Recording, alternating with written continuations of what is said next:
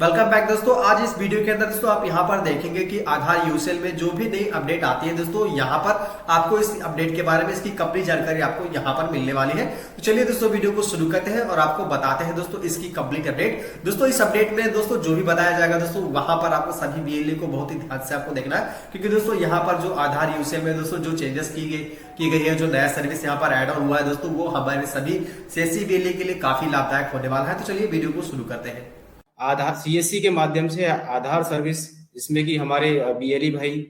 आधार UCL client के माध्यम से आधार संशोधन का कार्य करते हैं।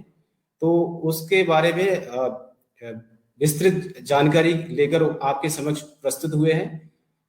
पिछले कुछ एक समय से लगभग 2 महीने से हम लोग एक नया फीचर ऐड ऑन हुआ, जो कि आधार ऑनलाइन डॉक्यूमेंट अपलोड का है फीचर है। सभी जो हमारे यूसीएल बीएलई भाई आधार संशोधन का कार्य करते हैं, उनके आधार सॉफ्टवेयर में वो एक नया फीचर ऐड ऑन हुआ है। तो आज की मुलाकात कार्यक्रम में आज हम इसी पे विशेषतः बात करेंगे कि ये फीचर क्या है और इसकी जरूरत क्या है और हम इस फीचर के माध्यम से क्या काम करने जा रहे हैं। तो मैं आप सभी के समक्ष एक प्रेजेंटेशन है, पीपीटी के माध्यम से हम डिटेल में थोड़ा डिस्कस करेंगे इस फीचर के बारे में।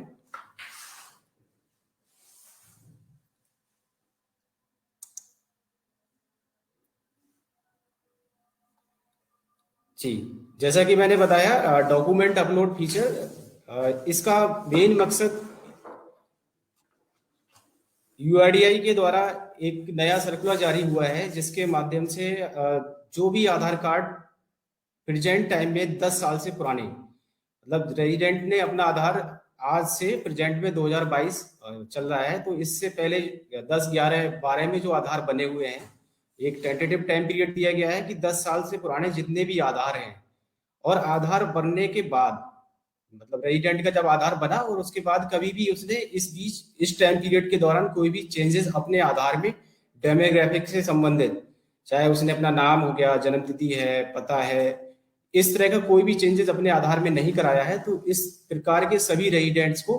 अपने आधार में जो रिसेंट उसके आईडी एड्रेस प्रूफ है, पीओआई और पीओए, उनको अपडेट कराना मैंडेटरी यूआईडीआई के अनुसार कर दिया गया है। क्योंकि समय समय पे आदमी जो भी रेजिडेंट्स हैं, उनकी आइडेंटिटी में कुछ एक चेंजेस होते रहते हैं। जैसे कि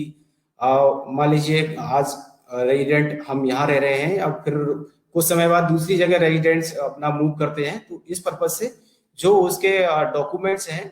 रिसेंट डॉक्यूमेंट्स, वो यूआईडीआई के पास तक रहे।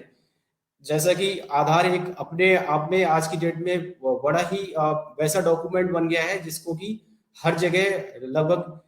सारे डिपार्टमेंट्स में और जितनी भी स्कीम्स हैं, सभी इसी के माध्यम से प्रदान की जा रही हैं, चाहे गवर्नमेंट्स की स्कीम्स हो, जो भी डीबीटी के माध्यम से दी जाती हैं। तो जब इस डॉक्यूमेंट्स की इतनी ज्यादा इंपॉर्टेंस है, तो ये डॉक्यूमेंट्स अपने आप में एक अपडेटेड डॉक्यूमेंट होना चाहिए, जिसमें कि आपको सबको पता है कि बायोमेट्रिक ऑथेंटिकेशन, अगर बायोमेट्रिक उसके ठीक नहीं रहते हैं, डिसेबल कर दिए जाते हैं, फिर वो अपने आधार को यूज नहीं कर पाता है। तो सेम मैनर में जिन रेजिडेंट्स के आधार में अपडेटेड डॉक्यूमेंट्स पीओआई और पीओए नहीं रहेंगे, तो इन फ्यूचर उनको जो सरकारी स्कीम्स योगी सरकार डीबीटी के माध्यम से उपलब्ध कराती है सिटीजन्स को या रेजिडेंट्स को, तो वो हो सकता है उनको ना मिल पाए। तो इसलिए सभी जितने भी रेजिडेंट्स जिनके आधार कार्ड बने हुए 10 साल से ज्यादा समय हो गया है, तो उन सभी रेजिडेंट्स को अपने डॉक्यूमेंट्स पीओआई और पीओए अपने आधार में अपडेट कराना मैंडेटरी है।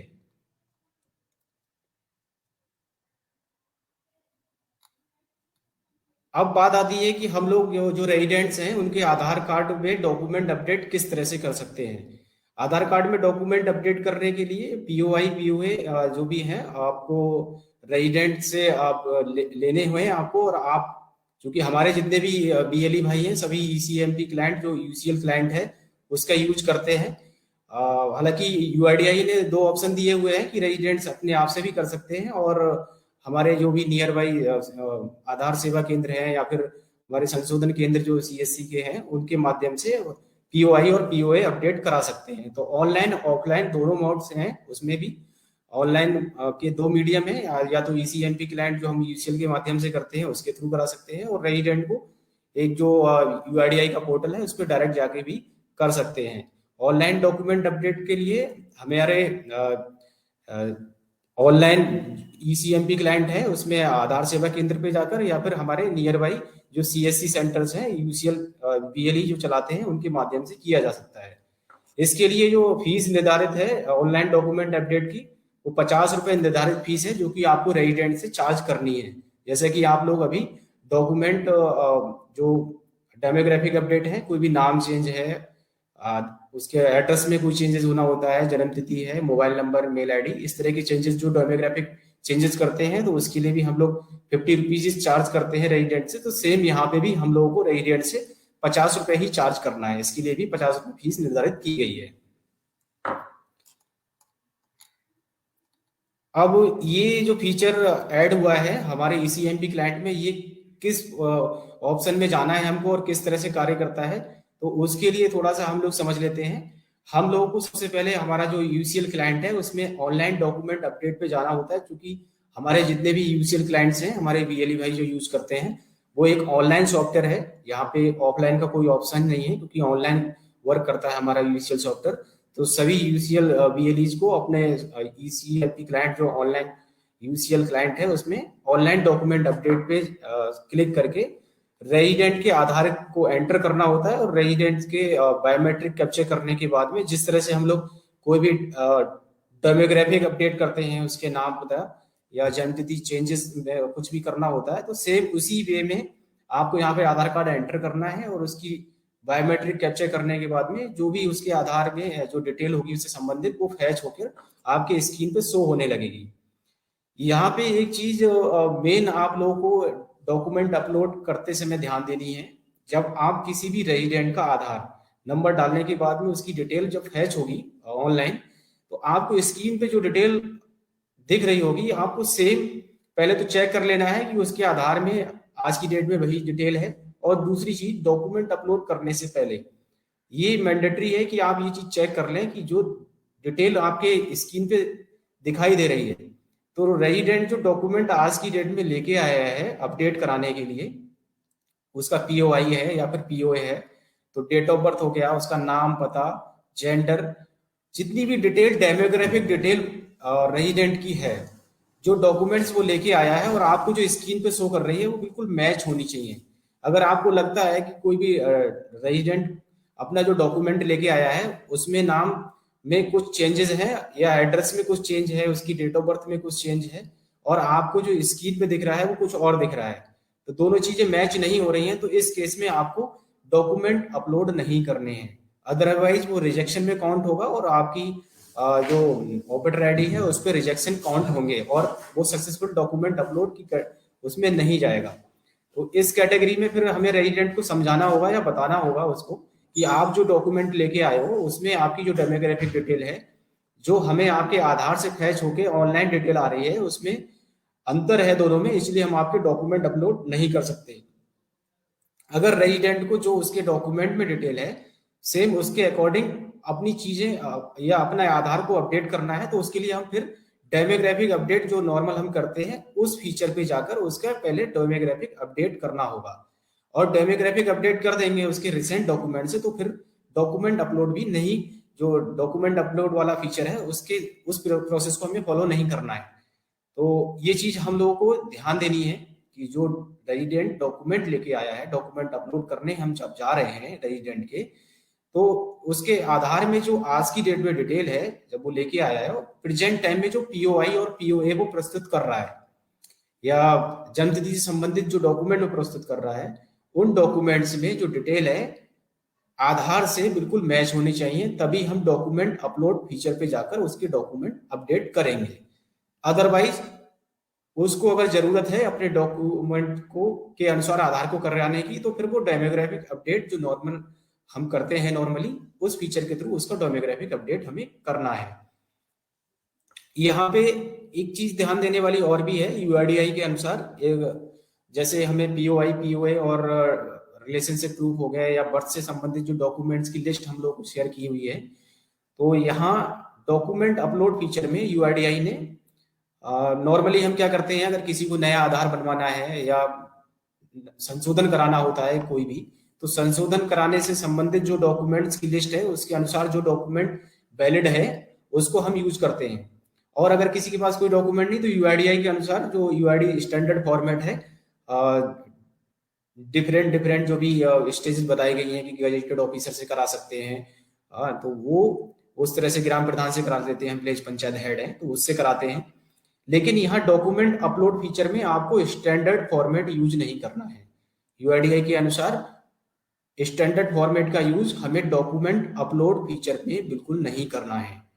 हम उस स्टैंडर्ड फॉर्मेट से जो डेमोग्राफिक डिटेल चेंजेस वाले ऑप्शन के थ्रू हम करते हैं, कोई भी आधार संशोधन का काम करना है तो स्टैंडर्ड फॉर्मेट का यूज किया जा सकता है। लेकिन डॉक्यूमेंट अपलोड फीचर पे आपको कोई भी स्टैंडर्ड यूआईडीआई का स्टैंडर्ड डॉक्यूमेंट यूज नहीं करना है, उस फॉर्मेट को हम इस फीचर पे यूज नहीं करेंगे। अब ये इस स्कीम सबसे पहले आपको यही रेजिडेंट की डिटेल वहां पे प्रदर्शित होती है। रेजिडेंट की डिटेल प्रदर्शित होने के बाद में अगर हमें नॉर्मली हम कर रहे होते हैं डेमोग्राफिक अपडेट, तो जो चेंजेस करने होते हैं हम उस पर चेंजेस करते हैं। लेकिन यहाँ पे कोई चेंज करना नहीं है, हमको सिंपल डॉक्यूमेंट अपलोड करने हैं। तो सबसे पहले जो आपको स्कीम दिखाई दी उस पर आपको डिटेल दिखाई देगी, डिटेल मैच कर ली हमने। डिटेल मैच करने के बाद में सिंपल आप नेक्स्ट करके नेक्स्ट पेज पे आ जाएंगे जहाँ पे हम डॉक्यूमेंट स्कैन करते हैं। तो पीओआई पीओए दोनों ऑप्शंस पे आप लोग सेलेक्ट करके डॉक्यूमेंट अपलोड कर देंगे। यहाँ पे कुछ एक इश्यूज ये आ रहे हैं कि हम लोग जैसे मान लीजिए वोटर आईडी है या कुछ डॉक्यूमेंट्स और भी हैं जो कि आईडी एड्रेस प्रूफ दोनों के लिए कंसीडर किए जाते हैं। तो हम जल्दबाजी में वोटर आईडी को केवल आईडी प्रूफ में स्कैन कर दिया और एड्रेस प्रूफ में उसको चूज करके सबमिट नहीं करते हैं। लेकिन आपको ये चीज ध्यान देनी है, वोटर आईडी है या कुछ और डॉक्यूमेंट जो कि आईडी एड्रेस प्रूफ में कंसीडर किए जाते हैं और दोनों जगह आप उसको ही उस डॉक्यूमेंट को ही यूज कर रहे हैं, तो आपको मैंडेटरी है कि आईडी एड्रेस प्रूफ में वो डॉक्यूमेंट स्कैन होके अपलोड हो। फॉर एग्जाम्पल वोटर आईडी का ही एग्जाम्पल मैं आपको दे रहा हूँ कि आईडी प्रूफ में भी लिया जाता है उसको, एड्रेस प्रूफ में भी लिया जाता है। तो आईडी प्रूफ में भी वोटर आईडी स्कैन करके अपलोड करेंगे हम, और एड्रेस प्रूफ में भी वोटर आईडी स्कैन करेंगे और अपलोड होगा वो। ऐसा नहीं है कि हमने सेलेक्ट तो कर लिया आईडी एड्रेस प्रूफ में वोटर आईडी, लेकिन हमने स्कैन केवल करके आईडी प्रूफ के रूप में ही उसको अपलोड किया। जो डॉक्यूमेंट अगर आप दोनों फील्ड्स में कंसीडर कर रहे हैं आईडी एड्रेस प्रूफ के लिए, तो 2 बार स्कैन होकर दोनों ही जगह अपलोड होना मैंडेटरी है। अदरवाइज वो डॉक्यूमेंट रिजेक्शन में जाएगा और ये एरर काउंट हमारी ऑपरेटर आईडी पे काउंट होंगे। तो ये हम लोग ध्यान रखेंगे कि ऐसे डॉक्यूमेंट जो कि दोनों फील्ड्स में हम चूज कर रहे हैं तो 2 बार स्कैन करके दोनों ही ऑप्शंस पे हमको अपलोड करने हैं। डॉक्यूमेंट अपलोड कर दिया, फिर उसके बाद में सेम जैसे हम लोग वेरीफाई करते हैं, ऑपरेटर हमारे वेरीफाई करने के बाद और लास्ट में पैक कोड जनरेट करके और पैक कोड वैलिडेट करने के बाद एनरोलमेंट स्लिप, ये जो भी ऑप्शंस होते हैं जो प्रोसेस है उससे गुजरते हुए लास्ट में हम लोगों का जिस तरह से डेमोग्राफिक अपडेट करते हैं सेम उसी वे में जो रिसिप्ट निकल के एनरोलमेंट स्लिप आया उसको और हमने एनरोलमेंट फॉर्म दोनों को स्कैन करके उन्हें भी अपलोड कर दिया, और अपलोड करने के बाद में कंप्लीट एनरोलमेंट पे क्लिक करेंगे तो हमारा इस प्रकार डॉक्यूमेंट अपलोड का जो प्रोसीजर है वो प्रक्रिया कंप्लीट हो जाती है। डॉक्यूमेंट अपलोड से संबंधित कुछ एक बैनर पोस्टर्स भी यूआईडीआई के अनुसार शेयर किए गए हैं हम लोगों के साथ में, जिनको हम लोग अपने सेंटर पे ब्रांडिंग और उसके पर्पज से लोगों को अवेयर करने के पर्पज से, चूंकि ये एक नया सर्कुलर आया है यूआईडीआई की तरफ से, तो जनरली लोगों को पता नहीं है, इसकी इंपॉर्टेंस के बारे में भी नहीं पता है कि उनको इसे कराना है नहीं कराना है। तो उसके लिए हम लोगों को अभी थोड़ा सा स्ट्रगल करना पड़ता है, बताना पड़ता है लोगों को कि इसकी इंपॉर्टेंस क्या है। तो उसके लिए आप लोग अपने सेंटर पे जो बैनर पोस्टर्स हैं उनको लगा के रखें अपने सेंटर पे।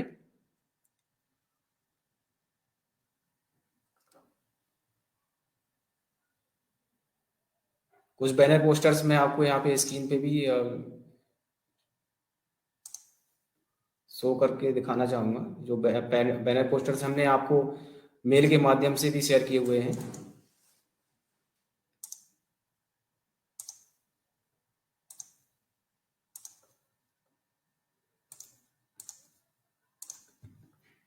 ये पोस्टर है जो कि आप लोग अपने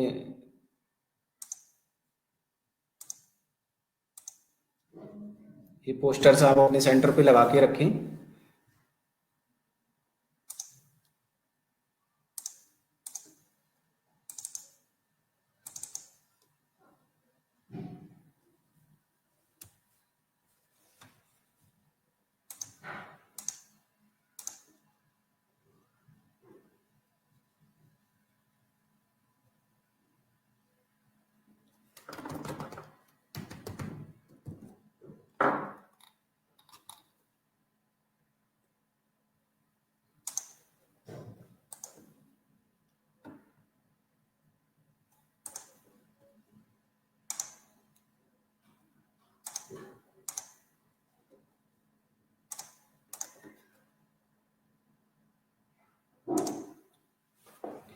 इसके अलावा सभी बीएलई भाइयों से अनुरोध रहेगा मेरा कि जो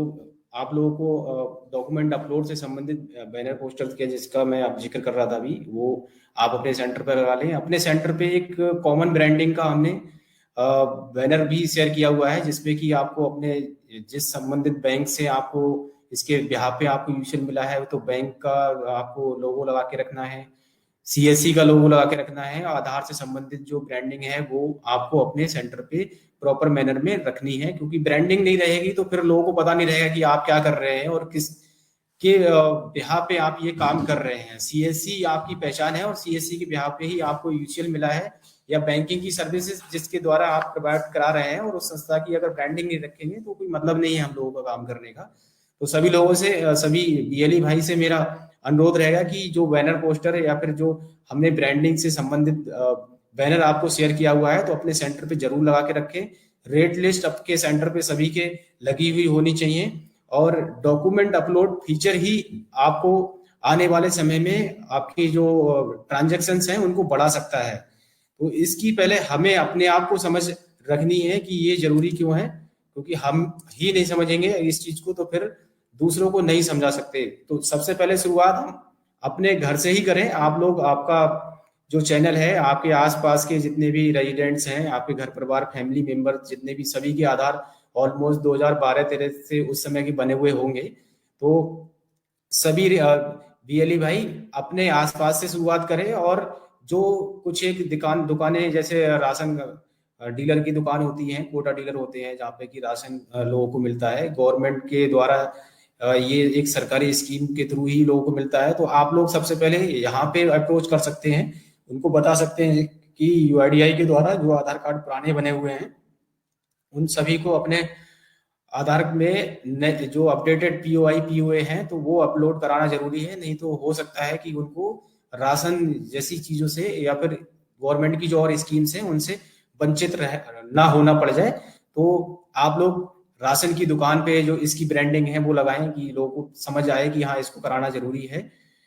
इसके अलावा आपके सेंटर पे कुछ लोग आते हैं काम कराने के लिए, जैसे हो सकता है किसी को अपना काम कराना है, तो साथ में उसके जो लोग आए हैं उनसे भी आप पूछें कि क्या आपके आधार में आपका आधार कब बना था और आपके आधार में जो पीओआई पीओए है वो अपडेटेड है या नहीं है। कई बार देखा गया है कि अब हम लोग रेजिडेंट जो आते हैं ना उनसे डिटेल में बात नहीं करते हैं। जैसे वो अपना नाम कराने के लिए सही आए तो हमने उनका केवल नाम सही कर दिया, और ये जरूरत नहीं समझी कि उनका अगर जरूरत है तो उनसे पता करें कि उनकी मेल आईडी है क्या बनी हुई। अगर उनकी मेल आईडी है और उनके पास मोबाइल नंबर भी है और मोबाइल नंबर को अपडेट कराना चाहते हैं तो रेजिडेंट को बताएं ये सारी चीजें कि आपकी अगर मेल आईडी है तो मेल आईडी को भी आप अपडेट करा सकते हैं अपने आधार में। जरूरी नहीं है, क्योंकि मेल आईडी मोबाइल नंबर दो चीजें ऐसी हैं जो कि रेजिडेंट को अगर नहीं भी पता होंगी लेकिन आप बताकर वो चीजें कर सकते हैं। या जो रेजिडेंट काम कराने आया है जैसे कि मैं आपसे बता रहा था, तो उसके साथ में और भी एक दो लोग जो आए हैं आप उनको भी मोटिवेट कर सकते हैं इस सर्विस को थोड़ा इनहेंस करने के लिए, क्योंकि इसमें अभी तक कोई ज्यादा खास मूवमेंट आई नहीं है। और बड़ी उम्मीद है हमें हमसे यूआईडीआई को, क्योंकि हमारी जो रीच जिस तरह से है गांव गांव तक हमारे बीएलई भाई काम करते हैं, तो उस रीच को देखते हुए काफी बड़ा स्कोप यूआईडीआई के द्वारा बताया गया है कि आप लोग इस डॉक्यूमेंट अपडेट फैसिलिटीज, जो डॉक्यूमेंट अपडेट फीचर नया एड ऑन किया गया है, इस पे ट्रांजैक्शंस हमारे माध्यम से काफी बड़ी मात्रा में हो सकते हैं। कुछ बीएलई भाई ऐसे हैं जिन्होंने अभी तक एक दो करके बैठे हैं या फिर एक भी नहीं किया है। तो सभी से अनुरोध रहेगा कि आप लोग खुद अपनी नॉलेज को अपग्रेड करिए और अपने आसपास अपने घर परिवार से स्टार्ट कीजिए, क्योंकि हमारे आपके सभी के आधार कार्ड लगभग ऑलमोस्ट 10 साल या 10 साल के आसपास के बने हुए हैं। इसमें 10 साल का स्लैब बनाया गया है, लेकिन ऐसा कुछ नहीं है। अगर कोई 2015-16 में बने हुए आधार कार्ड, मतलब 5-6 साल पुराने आधार कार्ड में भी अपने डॉक्यूमेंट, रिसेंट डॉक्यूमेंट जो आईडी एड्रेस प्रूफ है उनको अपडेट कराना चाहता है तो वो करवा सकता है। बस जरूरत है कि आप ये चीज देख के इंश्योर कर लें पहले कि जो वो डॉक्यूमेंट लेके आया है उस डॉक्यूमेंट में जो डिटेल है और उसका आधार है वो डिटेल दोनों मैच हो रही है, तभी आप डॉक्यूमेंट अपलोड करें। अदरवाइज उसको पहले आवश्यकता है अपनी डेमोग्राफिक डिटेल को अपडेट कराने की, तो पहले उसका आधार संशोधन डेमोग्राफिक डिटेल में संशोधन होगा, जो कि हम नॉर्मली फीचर के माध्यम से अभी तक करते आ रहे थे।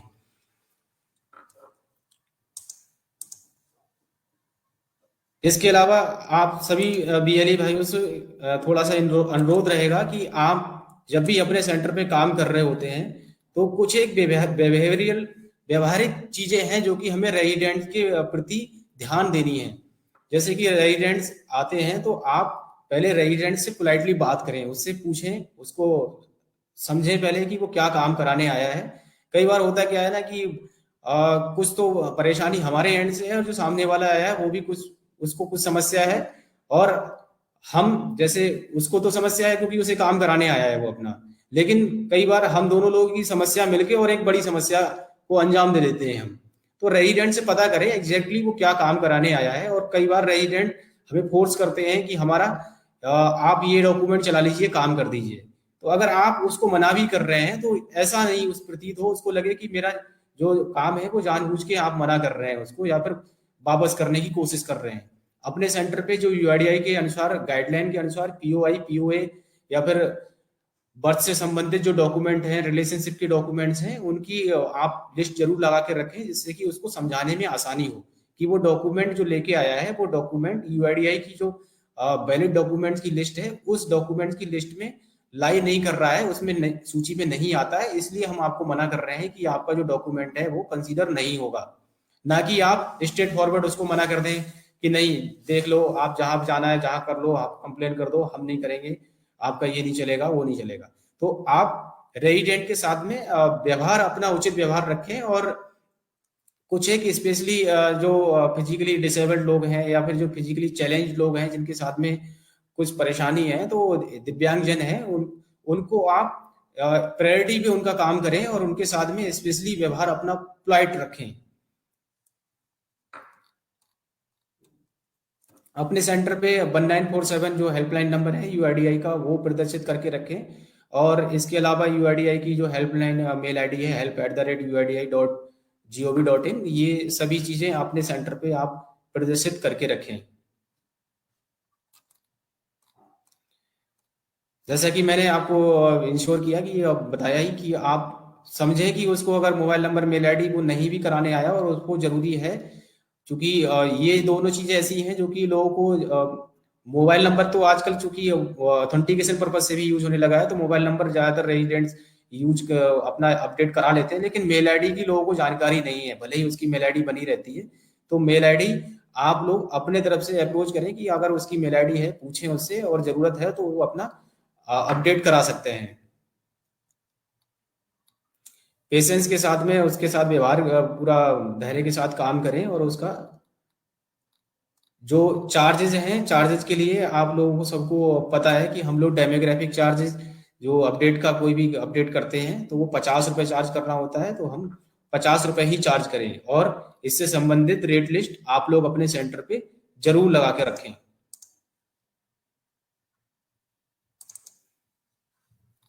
किसी भी तरह से कुछ भी कहीं पे कुछ कंप्लेन्स आती हैं, कई बार ओवर चार्जिंग की कंप्लेन्स आती हैं। अभी डॉक्यूमेंट्स एरर के बिहाफ पे पिछले कुछ एक महीनों से लगातार सस्पेंड ऑपरेटर होते रहते हैं। तो ये सभी यूआईडीआई की गाइडलाइंस को जो लोग फॉलो नहीं कर पाते हैं या जिनके साथ में कुछ इश्यूज रहते हैं, कुछ कंप्लेन्स रहती हैं, तो उसके लिए यूआईडीआई जब से आधार एक्ट बना है, तो आधार एक्ट में जो सेक्शन वाइज कुछ एक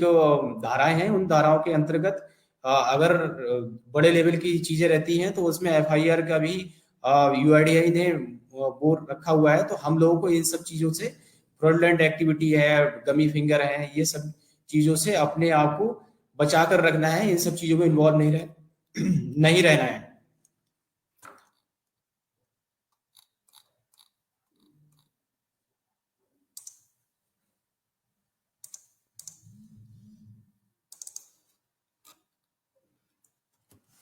दो चीजें आप लोगों को और मैं बताना चाहूंगा। एक, पिछले कुछ एक समय से अब लगातार एक क्वेरी रहती है कि नाम चेंज वाला जो है, तो नाम चेंज के लिए आपको बता देते हैं हम लोग कि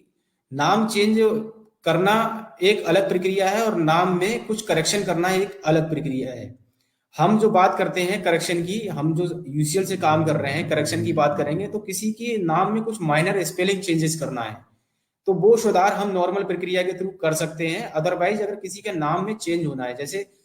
राम कुमार से श्याम कुमार होना है, तो पूरा उसका नाम ही चेंज हो गया, उसकी आइडेंटिटी चेंज हो रही है। इस प्रक्रिया के लिए गजेट नोटिफिकेशन कराना होता है। गजेट नोटिफिकेशन के लिए जो रेजिडेंट है आप उसको बताइए कि गजेट नोटिफिकेशन किसी भी वकील से वो कंसल्ट करे और वकील उनको पूरा बताएंगे कि किस प्रक्रिया के थ्रू गजेट नोटिफिकेशन होता है। और गजेट नोटिफिकेशन के बाद जो डॉक्यूमेंट वो लेके आएगा उसको उसके बिहाफ पे आप एनरोलमेंट करेंगे, तब किसी के नाम में बदलाव हो सकेगा। राम कुमार से श्याम कुमार करना है तो आपको गजेट नोटिफिकेशन कराना होगा और गजेट नोटिफिकेशन के बाद जो डॉक्यूमेंट आपको मिलेगा उसके बिहाफ पे आप लोग उसके नाम में चेंज कर सकते हैं।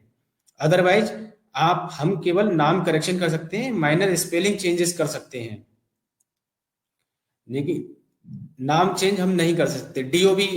कुछ केसेस आते हैं, हमने ट्रेनिंग सेशंस भी किए, उस दौरान भी हम बताते हैं कि डीओबी की जो लिमिट है, अगर लिमिट क्रॉस हो गई है, 2 बार करा चुका है, उसके बाद भी वो अगर कराना चाह रहा है तो वो लिमिट क्रॉस में कंसीडर होता है। और लिमिट क्रॉस के लिए प्रोसीजर अलग है। हम लोगों के लिए डीओबी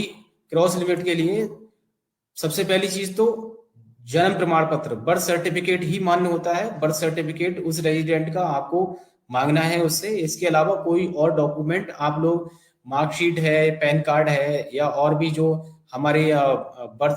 प्रूफ से संबंधित जो डॉक्यूमेंट की लिस्ट में डॉक्यूमेंट्स आते हैं, तो वो नहीं लेने हैं। क्रॉस लिमिट वाले केस में अगर 2 बार करा चुका है डेट ऑफ बर्थ और उसके बाद भी कराने जा रहा है, तो आपको सबसे पहले डिमांड करना है वो अपना बर्थ सर्टिफिकेट बनवाए। और बर्थ सर्टिफिकेट बनवाने के साथ ही एक डिक्लेरेशन है, सेल्फ डिक्लेरेशन, जिसको कि हम रेजिडेंट से उससे सेल्फ डिक्लेरेशन भरवाते हैं और वो डिक्लेरेशन के साथ उसका बर्थ सर्टिफिकेट, दोनों डॉक्यूमेंट एक साथ एक पीडीएफ बना के हम स्कैन करके अपलोड करते हैं। और सेम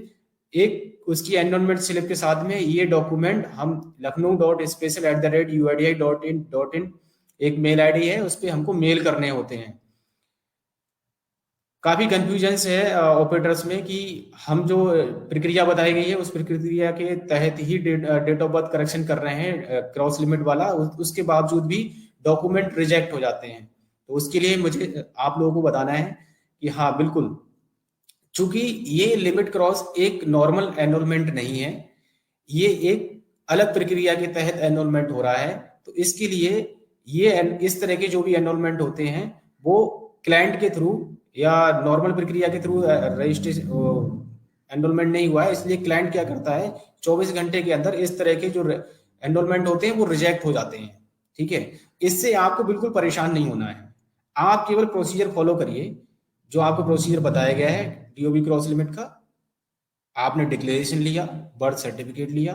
दोनों का पीडीएफ बना के अपलोड किया है और साथ में इस पीडीएफ के साथ एनरोलमेंट स्लिप अटैच करके आपने सेम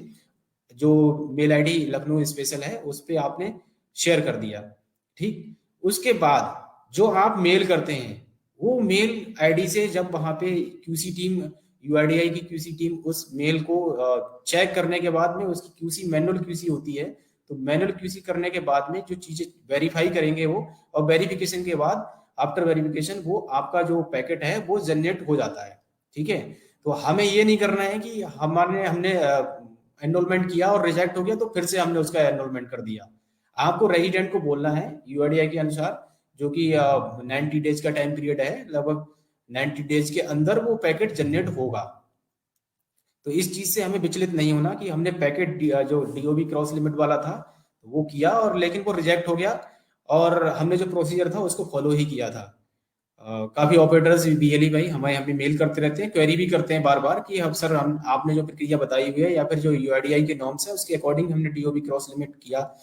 जो करेक्शन था वो किया था, उसके बाद भी वो रिजेक्ट हो गया। तो पहला आंसर आपके लिए यह है कि हाँ वो रिजेक्ट होगा, क्योंकि वो नॉर्मल एनरोलमेंट नहीं है। वो दूसरा प्रोसीजर जो बताया गया है उसको, जो सेकेंड स्टेप है, जो मेल यूआईडीआई को प्राप्त होगा उस एनरोलमेंट के अगेंस्ट में, तो उस मेल के बिहाफ पे जो पैकेट क्रिएट हुआ होगा या पैकेट सीआईडीआर पे होगा, उसको फिर वो उसको अप्रूव कर देते हैं।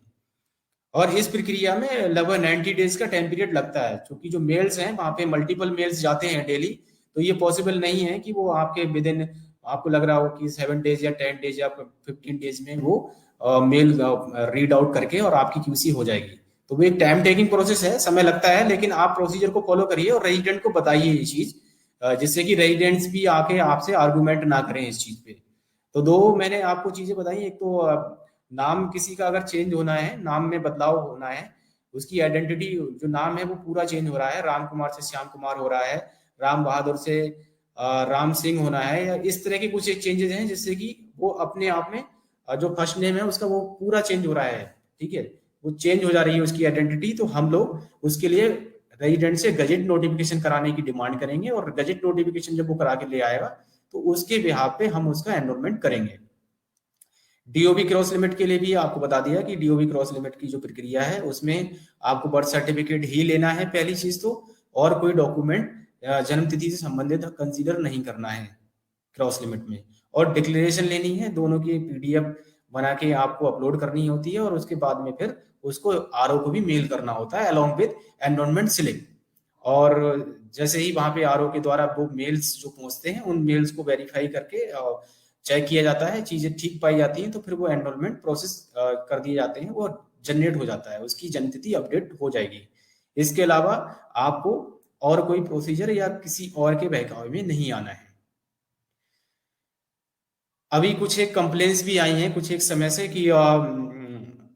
आधार यूसीएल पे कुछ लोग गलत तरीके से मेल प्रैक्टिस कर रहे हैं, तो आप सभी लोगों से अनुरोध है कि किसी भी तरह के ऐसे व्यक्ति के संपर्क में अगर आप आने की कोशिश कर रहा है तो आप तुरंत हमारी जो यूआईडी स्टेट टीम है या डिस्ट्रिक्ट मैनेजर्स हैं, हमारे सीएससी के डिस्ट्रिक्ट मैनेजर्स, उनको इसके बारे में अवगत कराएं। किसी के बहकावे में बिल्कुल भी नहीं आए। आप जो काम कर रहे हैं ईमानदारी से काम करें।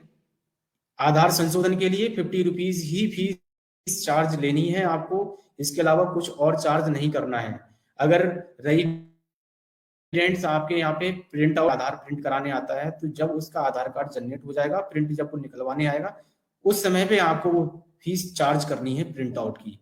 इसके अलावा आप मल्टीपल सर्विसेज करते हैं आप सेंटर पे, चूंकि जो हमारे जितने भी सीएससी सेंटर हैं उस पे और भी सर्विसेज डिलीवर होती हैं। आप वो कोई सर्टिफिकेट जारी कर रहे हो, आयुष्मान में उसको एनरोल कर रहे हो या कुछ भी कर रहे हो, तो रेजिडेंट को अच्छे से समझा के भेजें कि हमने आपसे जो आधार संशोधन प्रक्रिया है उसके लिए 50 रुपए चार्ज किए हैं, आपने जो और काम कराया है उसके लिए चार्ज हुआ है। क्योंकि ज्यादातर ये देखा गया है कि जब भी कोई कंप्लेन आती है तो फिर बाद में हम लोग थोड़ा सा इस चीज को सफाई देने की कोशिश करते हैं कि हमने कुछ और काम किया होगा, लेकिन ऐसा नहीं है। अगर ऐसा है तो फिर आप रेजिडेंट को अच्छे से समझा के भेजें,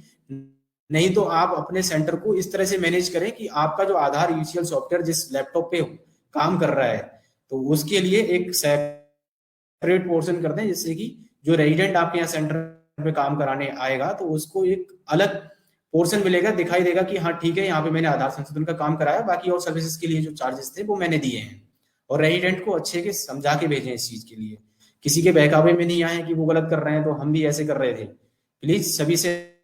आपसे अनुरोध है कि आधार संशोधन की जो फीस है 50 रुपए वही चार्ज करें। अभी जो नया एक फीचर एड ऑन हुआ है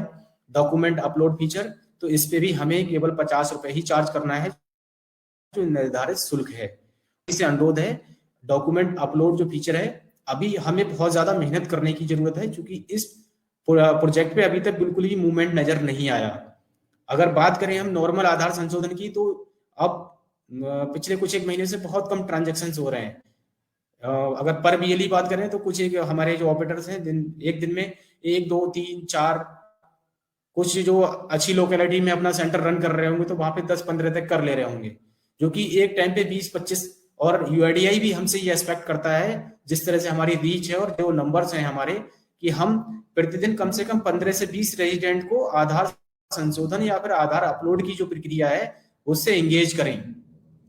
तो आधार संशोधन का तो ठीक है, स्कोप